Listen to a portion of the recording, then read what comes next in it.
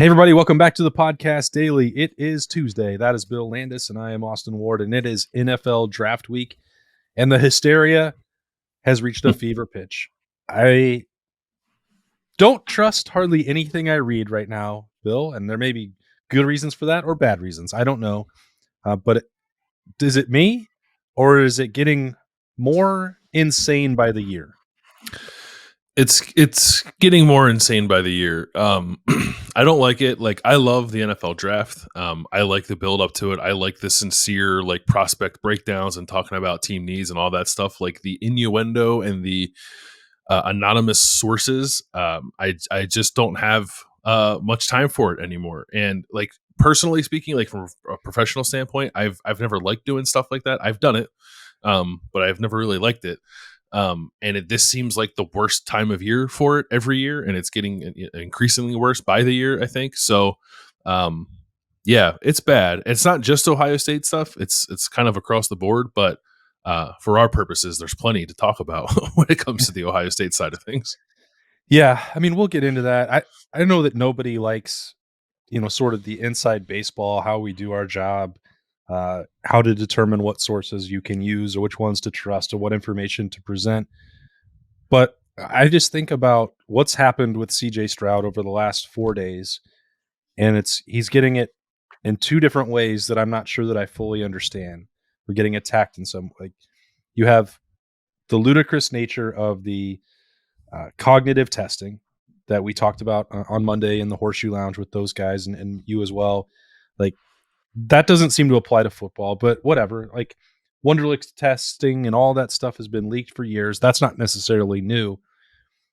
And that was like the hearsay from Brady Quinn and a one source thing about the Manning Passing Academy that truly I thought was doing a massive disservice to CJ Stroud. And I wasn't sure who it was designed to actually educate or inform or help. That was really weird. And I guess Ryan Clark was like, I did 30 seconds of research on this and found out that it's not true. So that made it even more odd. Like there are a lot of layers to that. It was like the character assassination of CJ Stroud didn't make any sense to me. The idea that somehow you have to kiss the Manning ring to be deemed worthy of being a first round pick was also weird to me. Probably more weird. I don't really know where that came from. And I guess I'll acknowledge the possibility that perhaps we are too close to this because we live in the Ohio State sphere, and maybe this is not the reality. But I feel like this happens a lot with Ohio State guys, quarterbacks in particular, more so than it does with any other position. And I cannot really understand why that's the case. So, if there are Ohio State fans who are frustrated with it, I know there's people in the Woody who are frustrated with it, that the players certainly are frustrated with it. I'm kind of there too. I don't really understand it. We're now just supposed to believe that CJ Stroud is a bad dude and also maybe not that good at football. Why do we have to have that conversation at the moment? I trust my eyes. I thought he was pretty good at playing football and pretty good at quarterback. I know I'm not an ace talent evaluator and not as good as all of these geniuses who are using a cognitive test to inform their decision-making process on actual football. But if there's something that tells these people Will Levis or Anthony Richardson are much better prospects than CJ Stroud, I understand they're really good athletes. Not going to argue against that. CJ Stroud's a pretty good athlete too. I would just watch the Georgia game for that part. But even if we're going to disagree, maybe me and this random straw man that I made up, there's 2 years of game tape of him playing at a really high level. And we'd gone through this with the previous iteration with Justin Fields. It's just Ohio State's offense. These guys can't do it when they get to the league. Something wrong with Ohio State. You want to take a quarterback from the Buckeyes? Good luck to you. Okay, great. Did you and I were joking about that? I don't remember what story you were reading. You sent that to me on Friday. It was like, oh, it was the cognitive test and he's an Ohio State quarterback. No thanks. Okay. Has there been a long line of Michigan quarterbacks because Tom Brady was really good? Those things don't actually have anything to do with each other. They certainly do not. And also, it's doubly stupid if you would take, I don't know, 10 seconds to actually analyze the history of like the offenses at Ohio State and how much different this iteration is than what it's been in points previous. And like Jim Tressel, I suppose, like ran some like quote unquote old school pro style offenses, but like this Ohio State passing game, in my opinion, maybe I'm an idiot, is tailored to more tailored to like NFL passing attacks than Ohio State probably has ever been in the history of its program. It took a while for them to get to that point, but Ryan Day has brought them there, which is why they have first round receivers every year and now first round quarterbacks every year. So I don't know why the pass gets up, because it's true. Like Ohio State had a really long period where it didn't have a first round quarterback. That's true. I don't know what doesn't mean anything, but it's true. It's a fact. But I don't think it has any bearing whatsoever on how good Justin Fields or CJ Stroud or even Dwayne Haskins would have been as a player, or the guys that come after them. Like it's a new era of Ohio State football that plays offense in a drastically different fashion than it did even 10 years ago. Maybe we should take 8 seconds of our time. It's even less now. It was 10 seconds before. It's 8 seconds now. Take 8 seconds of your time and like apply critical thinking to that fact that Ohio State's offense is now more tailored to generating NFL worthy caliber quarterbacks and receivers. Yeah, it's just that argument seems so lazy to me, and it's so easy to pick apart. You don't how much critical thinking is really involved to be like, well, you know what? This school where they went doesn't really influence their ability or not to play the quarterback position. I can't wrap my mind around it. It's so difficult to play quarterback and start at the NFL level. There's only 32 guys that have that job every year, and not all of those 32 are really good at it. So some of the job training, yes, comes from playing good competition and getting good coaching and being physically ready. That's not all of it, because you still have to get to the next level and then understanding a new NFL playbook and much faster defenses and tighter throwing windows and working with different receivers. Like there's not going to be hardly any carryover for that. CJ Stroud and Justin Fields and Dwayne Haskins were blessed to work with someone who has run an offense at the NFL level. I think that their job training is probably better than what most others get. It doesn't guarantee you anything once you get to the next level. Like, and to pretend like where you played in college is going to project forward, it just seems asinine. Does Wyoming, you're the Wyoming expert, does Wyoming have a robust tradition of NFL quarterbacks that preceded Josh Allen and made him who he is today? You know, yeah, Casey and Corey Bramlett didn't really pave the way for Josh Allen. Or Karsten Sween. Now you're really making Chris Stutzrhyme. Like just because he went to Knoxville and beat Tennessee didn't make him a good NFL quarterback. Yeah, no, like you're gonna find them in weird spots like Josh Allen, and yeah, it's crazy. Like it didn't suddenly turn Wyoming into a quarterback factory either. In fact, they started losing them to the transfer portal in a much quicker fashion, but it didn't mean that they were going to be really successful at their next stop either. So like there's nothing that's more difficult about it. I don't mean to make light about it. CJ Stroud may not be a great, highly successful NFL quarterback when he gets there. That doesn't mean, if that's the case, that Ohio State failed to properly develop someone for that level. If what you're trying to evaluate is if somebody can play football, CJ Stroud can do that at a very high level compared to his peers. Like we see it. There's numbers that back that up. There's wins that back that up. Justin Fields the same way. Dwayne Haskins before that. Whatever happens after that doesn't have anything to do with Ohio State.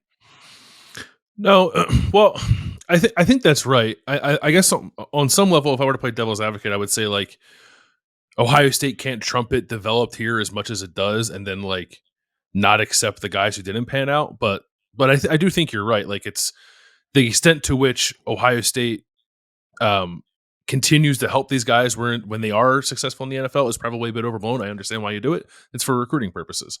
So then the inverse of that is true. Like once they get there, like I don't necessarily think it's an Ohio State thing if they don't pan out. Like the NFL, like I think Bob's talked about this a lot when he's been on with us, like how much is left up to you. Like there's no hand holding in the NFL. There's a lot of hand holding at the college level. So when guys get to that point and they don't make it, there's a lot of reasons for that. I don't really think it's, I guess it could be that your college didn't prepare them well. Like there's something to, I guess, like instilling work ethic and a pro mindset before you get to the NFL that can be helped along when you're in college. But I think Ohio State does that. Like, it's not like Ohio State's not doing that, and they're recruiting the best of the best athletes and then churning them out as such too. So I don't think it's an Ohio State thing. I think it's lazy, like and it's easy. I think it's easy to say because it's a hard thing to prove. Whether you think it's right or wrong, you just sort of say it. You can kind of twist it whichever way you want and claim that you're right. But I don't think it's a fact. Like, why would that be true of the quarterback position when it is not true for literally every other position that comes out of the program? Like, it doesn't make any sense. But I know, and to your point, this is just anecdotal because we cover Ohio State. We are hear way more coverage. We're way more attuned to it. But I've been going to the combine in Indianapolis for over a decade now. I don't ever hear, gosh, you know what? There's been several off seasons in a row where Alabama's put out these guys who've had off-field issues and been suspended or gone to jail. Like, don't take an Alabama guy. Yeah. Like, because guess what? Every individual Alabama guy is different.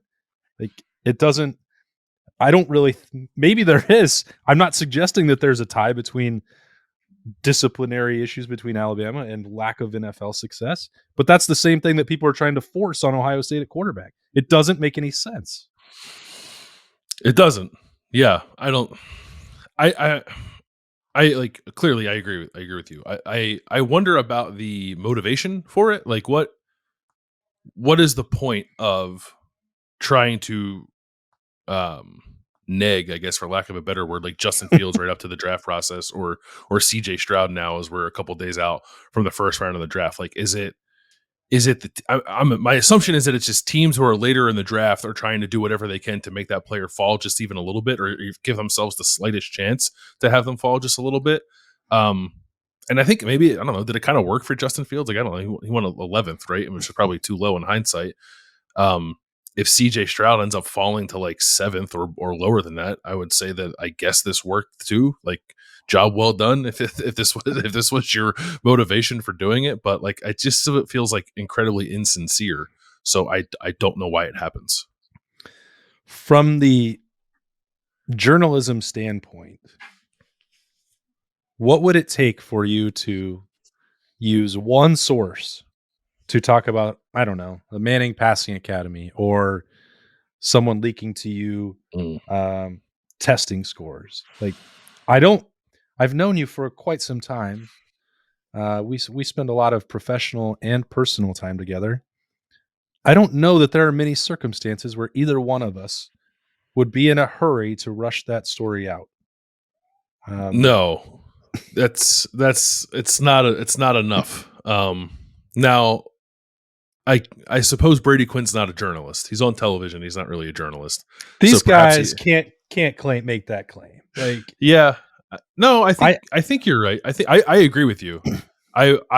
You are, you're a talking head on TV about the thing you're supposedly an expert in. Like, you should be held to a higher standard than being able to just run with one source nonsense. Yeah, I wouldn't do it. I think there's two separate things. Like, anonymous opinions, I have almost no time for. Anonymous background information about facts, I think, is different. But something like this would need to be corroborated by more than one person, because especially the way it was couched, like, oh, well, I don't know, this guy has a character flaw because he didn't go to the Manning camp, and like one person tells you that, like, you need to talk to at least one other person to make sure that was in fact the case, and the closer to the situation, the better. So yeah, you and I are on the same page. I would not have done that. Don't you think that Brady Quinn could have got in touch with someone in the Manning family? Like, yeah, or like anyone at Ohio State. Yeah. Yeah, he's around the program enough. Or CJ Stroud himself. Right. Sure. Yeah, I think that's a relatively easy phone call, I think, for someone like Brady Quinn to make. Maybe not so much for us, the Ohio State side, sure, but like getting a hold of agents or the Manning family, I don't know. Do you have to like have an official like envoy with you to approach the Manning family and then bring them some sort of gift to bequeath upon them, and then hope that they'll give you the time of day before they answer your question? I don't know. They're the first family of football, so I don't know how to approach that. You've got to have a magic lamp. And that's what it is. Yeah. And then you have to rub it, and then the genie comes out and he says, well, what would you like to do? Well, I'd like to become royalty myself so that I can go meet the Manning family. What would you like to be called? I don't know. My name's Aladdin. How about Prince Ali? No, that's too close to Eli. You can't use that. That one won't work. Try something else. I like Eli Manning referring to himself now as Prince Eli.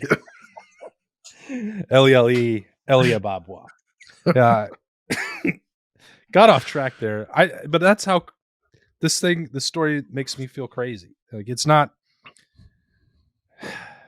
Last year we just got a reprieve. It didn't really happen, and it only seems to happen to quarterbacks. Like, nobody's even talking about, like, everything was going into the draft, and well, could Georgia put out another number 1 overall draft pick at defensive tackle? And then there actually were some things to question about a character, and everyone's just like, I think we're good here.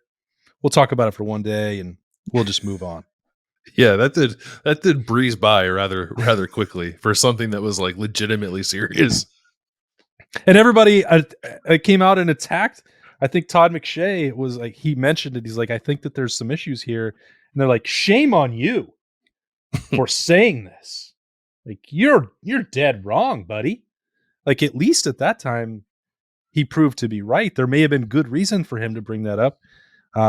He didn't have a police report or anything in front of him, but, like, everybody rallied around that one, and there's nothing, like, criminal that's happened for CJ Stroud, and everyone just is like, maybe that's the difference. Like, you can get more worked up about things that don't have anything to do with the legal system. It's backwards. Yeah, maybe that does. Huh. Yeah, maybe we should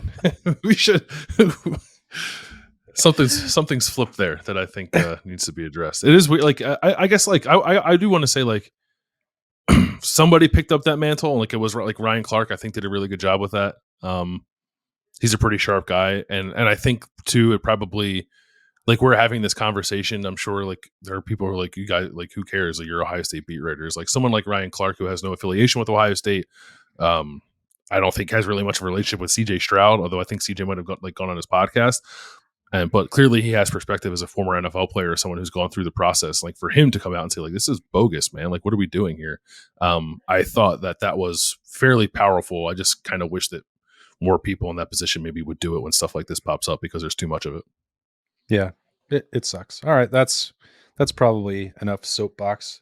We'll see on Thursday night what happens to CJ Stroud, where he goes. Berm asked on Monday, and you had jumped off the show at that point, whether we thought that the over and under of 3. Berm still hasn't figured out gambling, that the over and under shouldn't have been 3 if you think that the answer is going to be 3. So where would you like the line to be? 2.5 or 3.5? Because I think 3 seems like a pretty safe bet to me. Yeah. 3.5 maybe. I'm, like, fairly convinced now that Houston's not going to take a quarterback, and then it's Arizona, right? And I guess someone would have to trade up there. So I'm thinking, like, 4 or 5 maybe.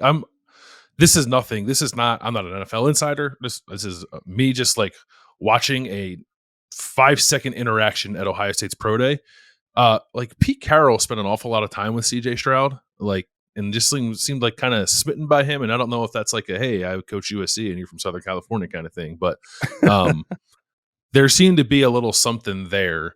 So, like, I kind of have 5 in my head to Seattle. I know they just signed Geno Smith, but, like, that's not the long-term answer for them at quarterback. And frankly, it could be good for CJ. I think it's good for any rookie quarterback to go to a place where they don't have to play right away. So that could work out well for him. So if you set it at 3.5, I might go, I guess that would be over in terms of the pick that he is selected at. But I'm not super convinced that any quarterback is going in the top 3 other than Bryce Young at this point. I'm not really even convinced of that. I think a quarterback is going at 1, and then maybe I don't think another quarterback is going to go until 4. It would be wild if the Panthers gave up all of that booty to move up to number 1. Booty. What did I say? Booty. Both the same. Well, they would have given up booty. You don't know. The NFL's weird. You can't rule it out. Now I know I'm said that into a microphone on a podcast. I didn't actually mean booty. I'll immediately don't go publicize this, and say that this is what I reported. No sources. No sources on that, and a slip of the tongue. Maybe that's what Brady Quinn should have just said. I didn't mean to say that. I take it back. I said the wrong word. Like, what if the Panthers just move up to number 1 and then don't take a quarterback? I think that'd be the most hilarious outcome. Yeah, trade all the way out to 1 and then draft like Peter Skronsky. I like that idea. Well, that's what you would do. That's what I would do. Yeah, I would trade up to 1 and take Skronsky, and then find a way to get to 2 and then take Paris Johnson. Then you're set. Or vice versa. Either way, either one's fine. And then the next year you can take 2 more tackles that you fall in love with. That's right. Game's more in the trenches, man. I don't know what you want from me. That's a great point. I can't really argue with any of that. Well, yeah. So the podcast daily for Tuesday turned into nothing but a CJ Stroud conversation. I don't think that is out of place on NFL draft weekend after all of the speculation and stuff that's gone on around him. I think it's been unfair. The more that I've covered Ohio State players going to the draft, the less I like this process, especially after like some of the stuff that we did with Cameron Brown. I wasn't, as I said, I've been covering the combine now for 10 plus years. It wasn't until this year that I realized how much of their time is taken up with just complete nonsense from sun up to sundown and beyond. I don't understand what they're looking for, why they need it. Like, the combine has got out of control. The way that the NFL draft process is covered is just bonkers. And I would not want to go through this. I would opt out of everything at the combine at this point. And I never thought I would come to that, but it's just nonsensical, all of it. I agree. I think it needs to be rethought. But I'm also now on alert because I guess the NBA and its new collective bargaining agreement, is going to make the NBA combine mandatory to get picked. You don't have to play the full 5-on-5, but you have to go through all the testing, the interviews that happen there. I think like the individual stuff, it sounds like it's going to be required of you if you want to be eligible for the draft. And I wonder if the NFL might be heading in a similar direction. Serenity now. Just so dumb. How could they even do that for the NBA? Like, they're going to invite 300 players and then draft 60? I don't know how many get invited to the NBA combine, but yeah, I don't think it's, I guess I phrased that wrong. If you have to go, yeah, you have to be invited. And if you get invited and don't go, then you're not eligible. I don't think like Justice Suing, for instance, is not going to be ineligible for the NBA draft because he didn't go to the combine he wasn't invited to. So I don't think they're going to do it that way. But like, that's my point, right? Like, to get invited to the NFL combine, I think it only takes like 2 teams that want to, put you through medical testing or interview. Like, I'm interested. The Jets get to put out however many players that they want invited. And if 2 teams say, we would like Bill Landis to come to the combine, then you get an invitation there. Like, that's my understanding of how that process works. So if you're doing that for the NBA draft, like, and there's only 2 rounds of it and spots to fill, like, don't you have to have a wider range, a wider pool of candidates come? Like, that the actual process doesn't make sense, because like at that point you're considering 200 players or more across the entire world, and they have to go to the combine. Like, how are you going to manage that? Allegedly, I don't know. We'll see if it goes through. It's not been officially agreed upon. I just know that maybe it was a trial balloon. Maybe ESPN floated. They're good at that. So maybe it won't end up happening. The world needs fewer combines. Like, the Big 12 is like, ooh, is this the future of combines? Now we're going to do a conference-wide one in Dallas. No! Pass. Stop! Enough! These kids are doing enough already. You're going to... You're going to go to the Shrine Bowl. You're going to have on-campus pro days. You have fly out to meet teams. You're allowed to do however many visits of that. Then you have the local pro teams that can invite. You go down and do the Bengals. You can do the Browns. If you're from Texas, you can go to Dallas, or Houston, and do all these extra. Like, how much information do they really need? That's the problem. I think it's pretty clear that they end up getting too much because it becomes an insane asylum the closer we get to the draft. Yeah, I'm going to check myself into one tonight so that I don't have to keep talking about. Fortunately, it'll be over soon. Like, I maybe that's why they get so relieved. They tears of joy to this, that they're done with the process. They don't have to have people talk about them anymore. Like, thank It's God this is yeah, over.